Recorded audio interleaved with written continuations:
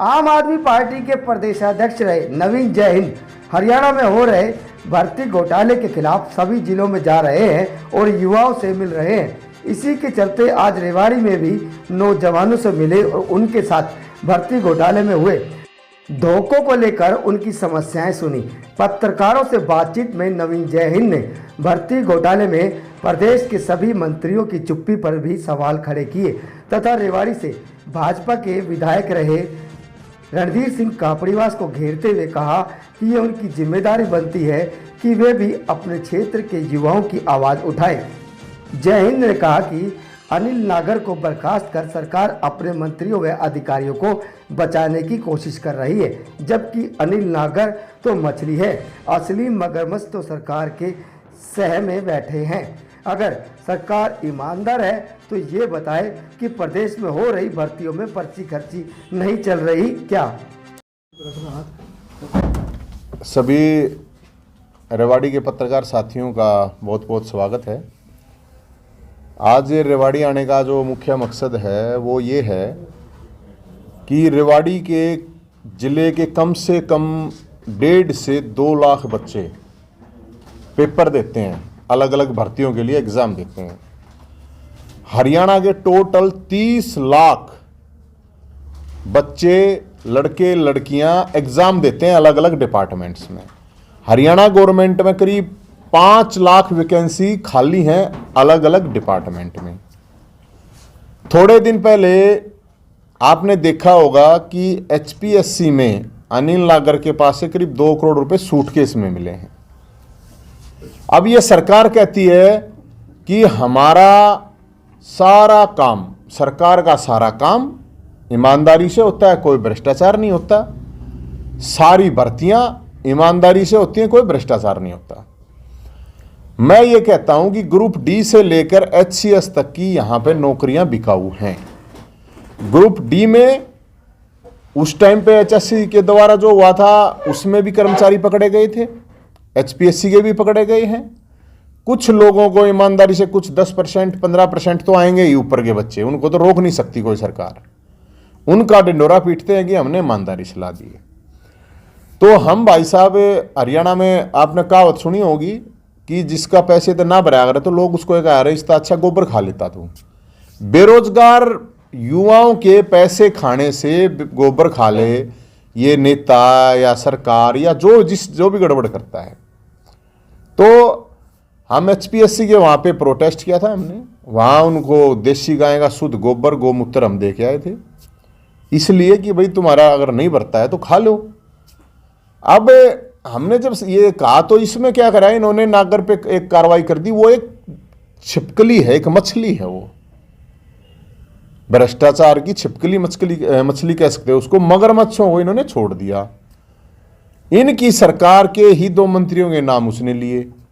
अब 2 मंत्री शामिल हैं, वो जैसे ही मंत्रियों के नाम लिए उन्होंने इसका भी रिमांड छोड़ दिया। कोई मतलब जांच पड़ताल कुछ नहीं, उस पर पर्दा डालने के लिए इन्होंने कर दिया। इससे पहले उसके तार भिवानी बोर्ड से भी जुड़े हुए थे, HSC से भी जुड़े हुए थे। तो ये खेल जो पढ़ने वाले बच्चे हैं उनके साथ ये चीज हो रही थी। तो अभी गीता जयंती शुरू थी, कुरुक्षेत्र में गीता जयंती शुरू है। तो हम ये कह रहे थे भाई गीता पे हाथ रख के कसम खावा ये सरकार के नेता विधायक MP जो भी हैं, तो इसमें तो कोई बड़ी बात है नहीं। अब गीता को मानना है कि नहीं मानना है ये बता दो। हम तो ये पूछें गंगा जल को मानो हो कि नहीं मानो हो। हमने कहा गंगा जल हाथ में उठा के गीता पे कसम खा के तो हम ईमानदार हैं, इससे ज्यादा तो हम कुछ मांगे नहीं रहे, हम मान लेंगे। गीता जयंती चल रही है, अब चाहे इनका कोई विधायक हो चाहे MP हो, भाई ये कह रहे हैं हम सरकार हमारी ईमानदार है। ये अपने विधायक जितने भी इनके हैं, मान लो रेवाड़ी एरिया में जो इनके विधायक हैं वो भी शपथ खावें, गीता पे हाथ रख के कसम खावें कि भाई हमने कोई पर्ची खर्ची नहीं भेज रखी, हमारी सरकार में हमारे कार्यकाल में हम बिल्कुल भ्रष्टाचार नहीं कर रहे, तो मान लेंगे हम। अब इसको लेकर हरियाणा के नौजवानों में बहुत रोष है। भाई ये सरकार कह रही है ईमानदारी से हम सरकारी नौकरी दे रहे हैं। मैं ये कह रहा हूं कि जब ये घोटाले साफ आ गए दिख गए तो रेट लिस्ट बता दो। फिर भाई सरकार रेट लिस्ट बता दे नौकरियों की, ताकि नौजवान बेकार में पढ़ाई के चक्कर में ना पड़े। भाई रेट पता चल जाए, हरियाणा पुलिस का 10 लाख 15 लाख, HCS का 1 करोड़, क्लर्क का कितना, मास्टर का कितना, जो भी है वो अपना रेट बता दें। अब वो रेट लिस्ट भी पूछी भाई हमने। अब इनसे वो भी नहीं होता तो हम ये कह रहे हैं दारू के ठेकों की तरह ऑनलाइन बिक्री कर दो, नौकरियां ही, सरकार का भी घाटा कम होगा, सरकार के पास पूरा पैसा भी आओगा। अब ये चीज करने के लिए हम गीता महोत्सव में गए थे। वैसे तो सरकार इनवाइट कर रही है गीता महोत्सव में, गीता मैं चला गया वहां पे। अब हम तो कृष्ण जी के पास गए थे भाई, श्री कृष्ण जी के पास गए थे, इनके पास तो गए नहीं। और गीता में तो श्री कृष्ण जी ने ये कही है, जहां पाप है, धर्म अन्याय हो जाए तो वहां युद्ध लड़ना चाहिए। तो भाई साहब हम तो ये धर्म युद्ध लड़ने हैं।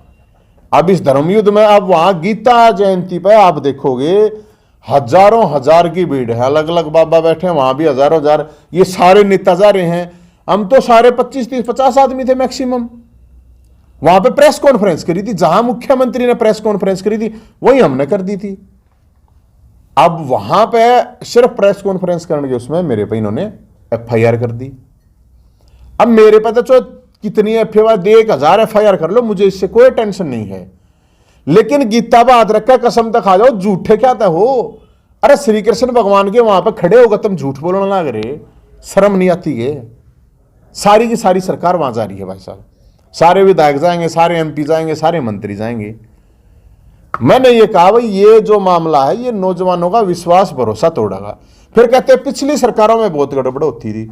अरे पिछली सरकारों में गड़बड़ होती थी, अब सरकार तुम्हारी है तो पिछली सरकार वाले मरे थोड़ी हैं, उन्हें पकड़ो और जेल में डाल दो, इंक्वायरी करो, उनकी फाइल खोलो। नहीं, फिर मैं जो कह रहा हूं उसका जवाब नहीं दे रहे। इनका जो शिक्षा मंत्री है वो कह रहा है नवीन जयंत का कोई स्टेटस है ही नहीं। यार मैं वो 10वीं फेल आदमी शिक्षा मंत्री बना रखा है, इस हरियाणा का दुर्भाग्य है, इस सरकार को शर्म नहीं आती। मैं पढ़ा लिखा है, PhD BA BPed MMC PG yoga PhD MPed ये कर रखी मैंने तो भी एक मतलब मेरे तो पैसे नहीं है तो इसका मतलब मेरा कोई स्टेटस नहीं। तो फिर उसके हिसाब से 2 करोड़ हरियाणा के आदमी कोई स्टेटस है नहीं। हम जो सवाल कह रहे हैं उसका जवाब नहीं दे रहे। मैंने इनका कहा भाई अगर हम मान जाएंगे इनके जितने भी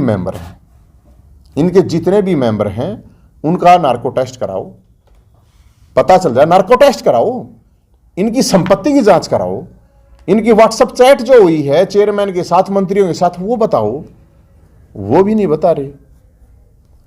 अभी भर्ती हुई थी, अभी सब इंस्पेक्टर के लड़के मिले थे मुझे कुछ भर्तियों के, उसमें नरा फ्रॉड है और सरकार ने तकाजित लगाओ न तकाजित लगाओ, वे फिर हट जाएंगे, कोई कोर्ट में चला जाएगा वे फिर हटाएंगे। क्या मतलब है भाई, तुम्हारे से अगर भर्ती नहीं हो रही है क्लियर, इतने लाखों बच्चों का क्यों मतलब जीवन बर्बाद कर रहे हो। तो हम इस मामले को लेकर भाई साहब 17 तारीख शुक्रवार को विधानसभा घेरने के लिए जा रहे हैं। नौजवान साथियों से मेरी सभी ऐसे अपील है, उनके माँ बाप से भी अपील है, रेवाड़ी के साथियों से, नौजवानों से है, किताब उठाने से अकेले नौकरी नहीं मिलेगी। तुम्हारी नौकरी पर डाका डाला जा रहा है, साथ में लठ भी उठाना पड़ेगा इस सरकार के खिलाफ, तब जाकर नौकरी की कुछ गुंजाइश हो सके है। और जो माँ बाप हैं जो पहले अपने बच्चों की फीस भरते हैं स्कूल की, फिर वो कॉलेज की फीस भरते हैं, वो फिर कोचिंग की फीस भरते हैं, और उसके बाद जो बच्चे पढ़ते हैं वो बेचारे पढ़ते पढ़ते उनकी आँख फूट जाए हैं, उनका दिमाग खराब हो जा है, और फिर इस तरह की अंदर सेटिंग सरकारें करवा रही हैं। ऐसा हो नहीं सकता कि अनिल लागर अपने ऑफिस में 2 करोड़ रुपए ले ले, कैसे उसके पॉसिबल, जब तक ऊपर तक उनकी पूरी तरह से सह ना हो। तो इस मामले को लेकर भाई साहब हमने तो अपना एक धर्म युद्ध छेड़ रखा है, और सभी नौजवानों से हम ये अपील कर रहे हैं कि भाई इस सरकार के खिलाफ लठ उठाओगे तब भी बात बनेगी। ये बात है।